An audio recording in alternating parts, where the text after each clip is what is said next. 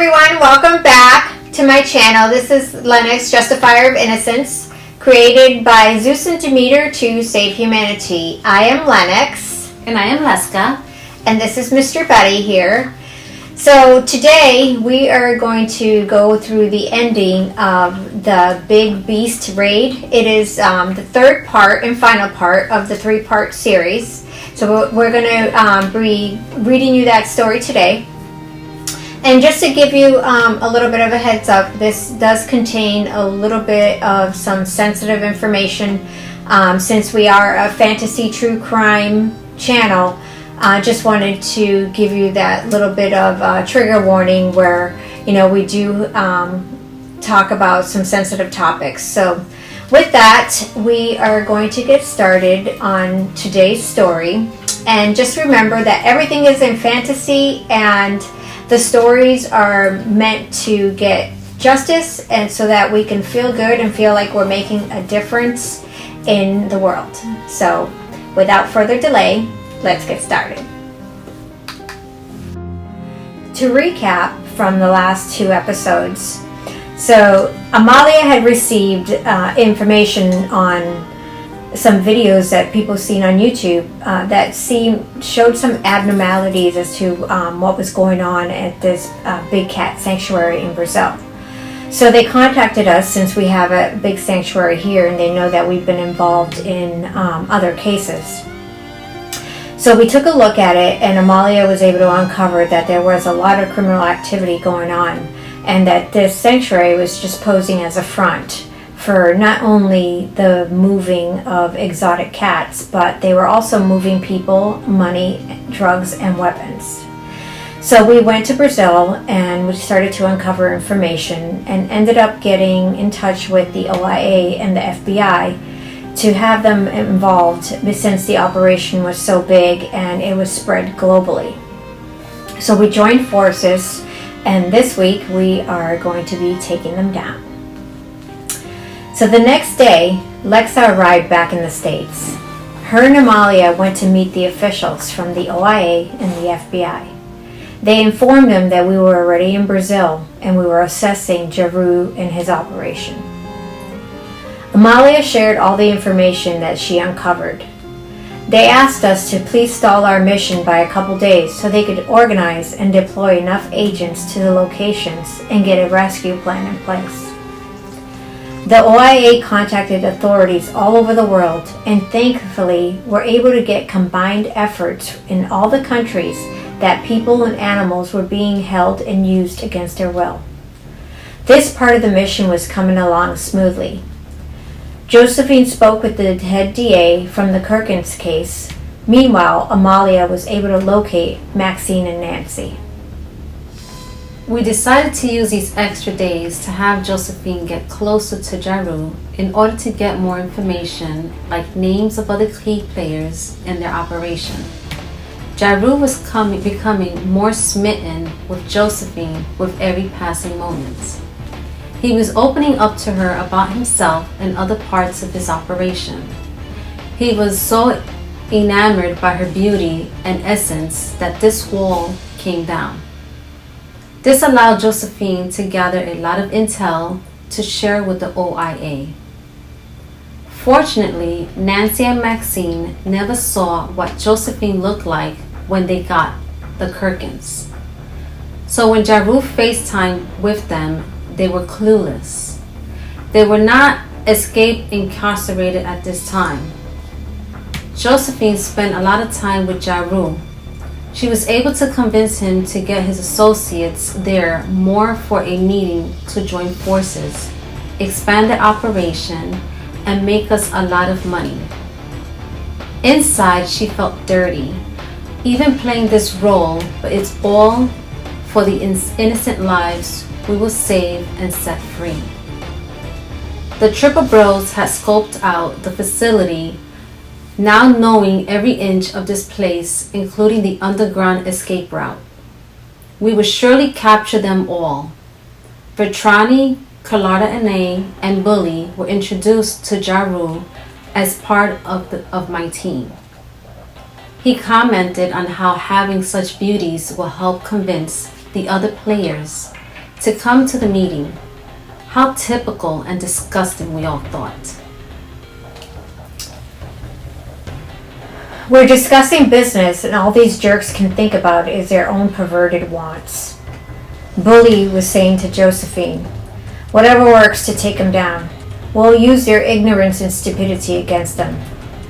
Vertrani said, yeah, let them keep underestimating us. It'll make it easier to take them down. Everything was in place. We had agents, police, and military stationed and ready to proceed. Once we had all the players en route, we could extract the innocents. By the time they realized what is happening, our plan would be in full execution. The next day, we gave them the go-ahead. Leska had joined the FBI in California to see the capture of Maxine and Nancy, while the FBI, police, military, and animal services were rescuing women, children, and animals all over the world. Lexa teamed up with SWAT. They surrounded Maxine's home. Nancy was over there, and she was unaware that at that moment the police were at her home executing a warrant. SWAT busted the doors down, and Lexa entered in behind them. Looking down at Nancy and Maxine face down on the floor. The DA handed Lexa the cuffs. You earned this, he said. Lexa was flooded with extreme emotions as she cuffed these horrific evil women. It was a combination of satisfaction, adrenaline, mixed with sadness for their victims. As she cuffed them, they said, you have nothing on us. We will destroy your life when we get out. Lexa kneeled down next to them and whispered in their ear, I can't wait to watch Lenox punish you for all your sins. I will sit back with my coffee watching you convulse in pain. There is no escaping this time.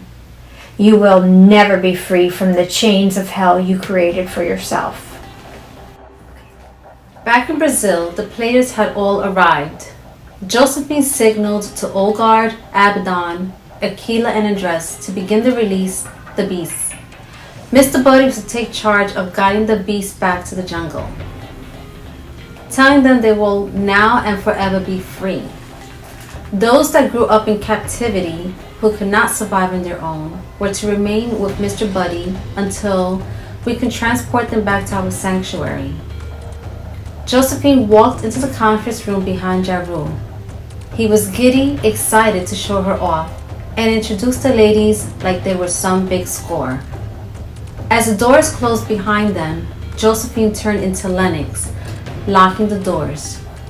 Jaru was shocked and confused. They all were. It's over, Lenox bellowed out. You will no longer hurt anyone or any animal or people. Jaru drew his gun on Lenox. Lenox plugged the hole with her pointer finger. Go ahead, pull the trigger. With a smile and a tilt to her head, she said, the gun will blow back in your face, killing you instantly. The other men began to attack the ladies, but they unleashed. Bully was suffocating 3 of them, while Carlita and A had their skin itching uncontrollably.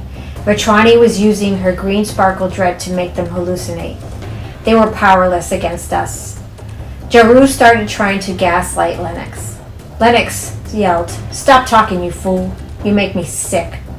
He lunged at her. She jumped over him, kicking him in the back. As he flew across the room, falling face down, for a brief moment, a temptation of wanting to physically beat him down went through her mind. But she resisted. She will not let her human instincts overcome what her true purpose is. She leaned back, slung her arms around in a circle, unleashing her punishment on all the men. They hit the ground, convulsing, feeling every bit of evil they have done. But for Jaru, it was the worst, for he was the mastermind in this global operation. Putintero had put him in charge, and now Lenox will end him. He felt everything, from the feeling the parents had when their children were taken, to the sexual harming of women, to the abuse every animal endured at his hands, and the network of his monsters. Lenox yelled to him, "You will never hurt another innocent soul again." The triple bros entered the room with Olgard. They had locked up the remainder of Jaru's staff in the cages they had the animals in. When the OIA arrived and they took him into custody, "Where's Josephine?" they asked. Lenox replied, "We sent her to the hotel so that she wouldn't get hurt." They thanked her, and with that, Lenox disappeared with her crew. Olgard stayed behind to brief them on what occurred. The next day, back in the States, Josephine and Olgard met up with the head of the FBI and OIA.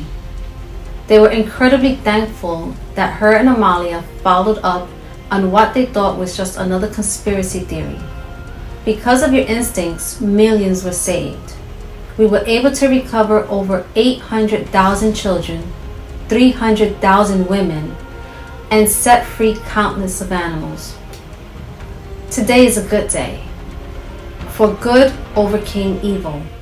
Tilting the scales towards saving humanity, we brought back hope to the people and sent a powerful message that evil will not go unpunished. Lexa looked at Josephine. Don't forget Nancy and Maxine are sitting in a cell." They lawyered up. Josephine smiled.